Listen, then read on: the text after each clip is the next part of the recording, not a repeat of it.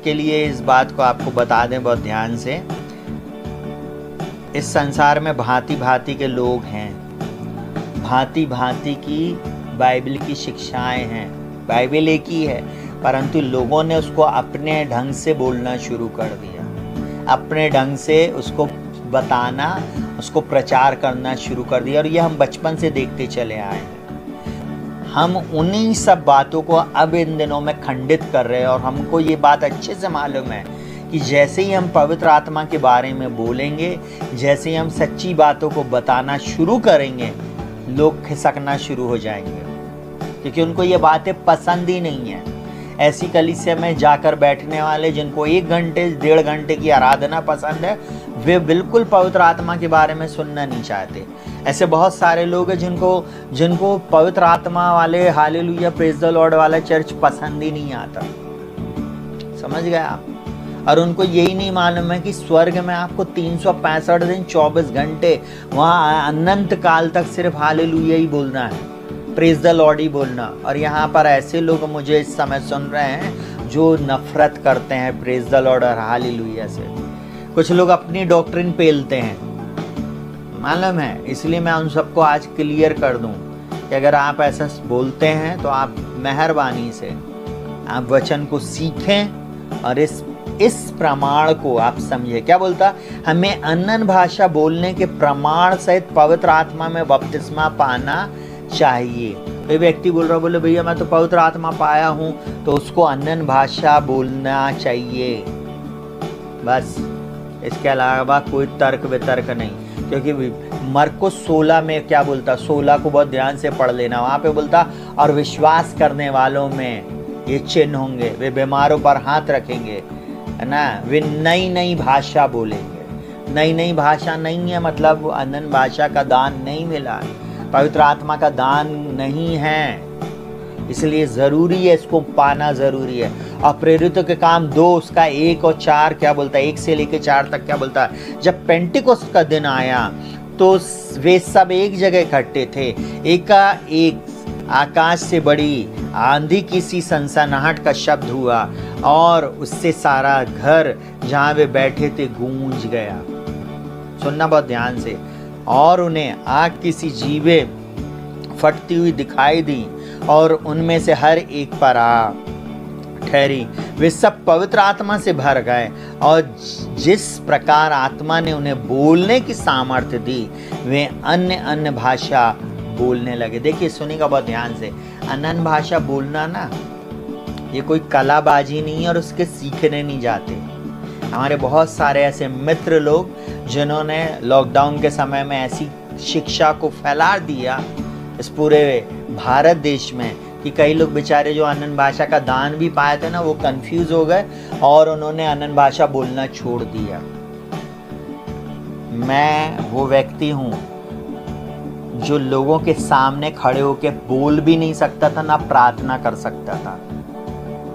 आपको मैं एक बात बताऊं, वो पवित्र आत्मा की सामर्थ जब मेरे ऊपर आया, जब मैं अन्य भाषा में प्रार्थना करता था, आपको मालूम है वो हमें बलवंत करता चला गया। और उसके बाद ये चिन्ह और चमत्कार और ये सेवकाई बढ़ती चली गई। मैं आज आपको एक बात बोलूं, हर सेवकाई का एक चिन्ह है, उसको समझिए। लोग ज़्यादा आ रहे हैं, खूब लुभावने शब्द से प्रचार हो रहा है, बहुत स्टाइल से प्रचार हो रहा है, बहुत ऐसा। ये पवित्र आत्मा का काम नहीं है। पवित्र आत्मा का काम है, जैसे यीशु मसीह ने काम किए हैं वो काम दिखेंगे। बड़ी बड़ी कलीसियाएं हैं, बड़े बड़े प्रभु के सेवक लोग हैं। कहीं पे लोग मुर्दे जिलाए जा रहे, कहीं बहरे सुन रहे, अंधे देख रहे, लंगड़े चल रहे हैं, दुष्ट आत्माएं निकाली जा रही है। आपने इस ऑनलाइन प्रार्थना में इतने दिनों में सुना है, एक साधारण से गिलास का पानी जो आपके घर में था, प्रभु ने इसके टेस्ट को बदल दिया। आप में से कई लोगों के साथ ऐसा हुआ। आपको मालूम है, वो है परमेश्वर हमारा, जो 7 समुंदर पार भी लोगों को छूता छंगा कर देता। हम में से बहुत सारे लोग जिनको सिर दर्द हो रहा था, यहाँ पवित्र आत्मा बताया कि इस स्थान पे किसी को दर्द है, किसी को यहाँ दर्द है, किसी को कमर में है, और वो व्यक्ति निकला और उसके जीवन में चमत्कार हुआ। आप में से बहुत सारे लोग हैं जिनके लिए प्रार्थना की गई और प्रभु ने उसी समय आपको यहाँ से प्रार्थना हुई, प्रभु का आत्मा वहीं पर आपको छूकर चंगा कर दिया। बहुत सारे लोग हैं जिनके भविष्य के बारे में बता दिया, बहुत सारे लोग जिनका नाम प्रभु ने बता दिया।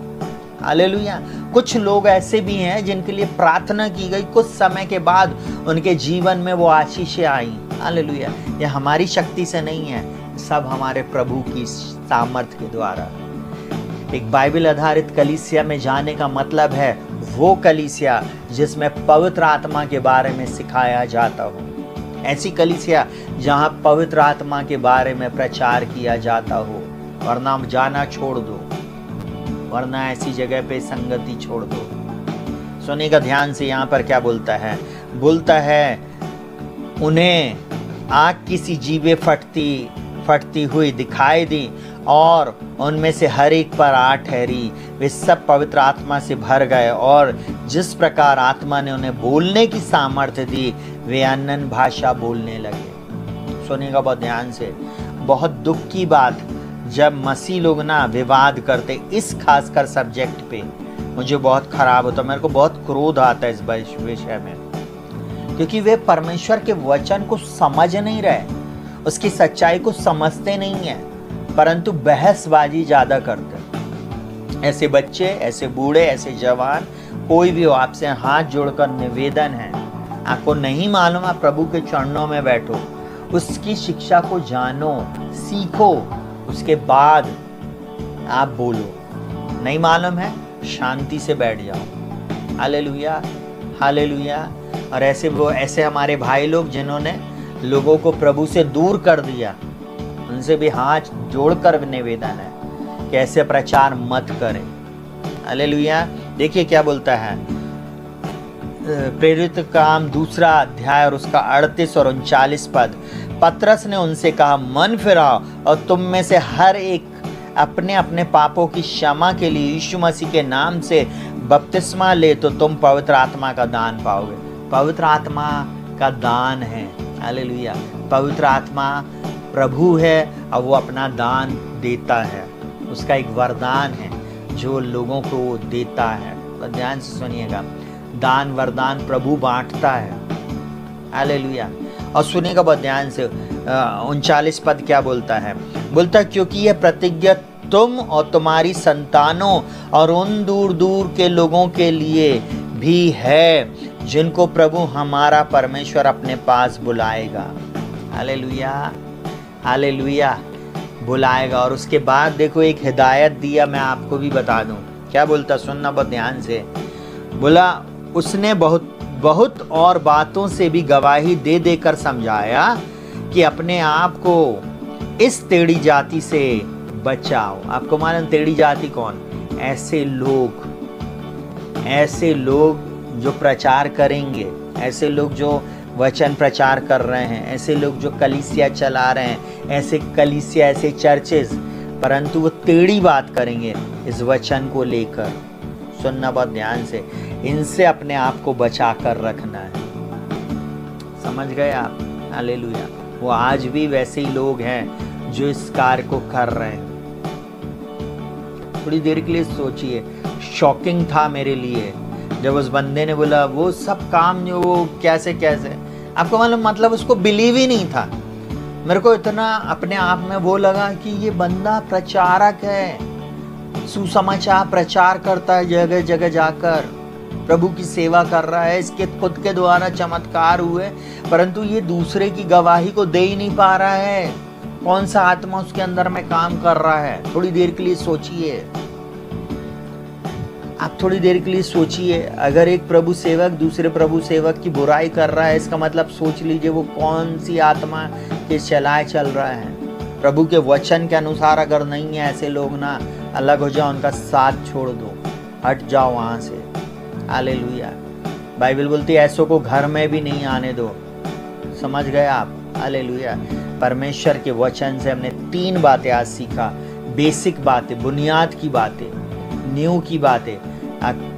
परसों हम फिर से एक नई बातों को इसी के आगे सीखेंगे। और हम अगर आत्मिक जीवन में आगे बढ़ना चाहते हो प्रियो, तो आपको ये करना पड़ेगा, आपको अपने जीवन में इन बातों को करना पड़ेगा, तभी आप अपने जीवन में आत्मिक उन्नति करते रहेंगे। नहीं तो शैतान आएगा, जब दरवाज़ा खटखटाएगा ना, आपको मालूम है, उसके बाद फिर पिटाई शुरू, और फिर आप रोते मिलेंगे, फिर वही दुख, वही तकलीफ, वही परेशानी, वही कमी घटी, और फिर बोले भैया प्रार्थना कर दो, पास्टर जी प्रार्थना कर दो। देखिए मेरी बात को समझिए, मेरी बात का अदरवाइज नहीं लेना कि मैं आपकी खिल्ली उड़ा रहा हूँ, या मैं आपको चिढ़ा रहा हूँ, या मैं बुरा भला बोल रहा हूँ, ये नहीं है। मेरा सिर्फ एक ही उद्देश्य है, परमेश्वर के वचन को सही रीति से प्रचार करना। जब तक ये आपके हृदय में नहीं चला जाए, सुनिएगा बहुत ध्यान से, बुद्धि में नहीं, आपके हृदय में ना चला जाए, तब तक आपको ये काम को करते रहना है। Hallelujah, hallelujah, hallelujah. आइए अपनी आंखों को बंद करेंगे, प्रार्थना में जाएंगे।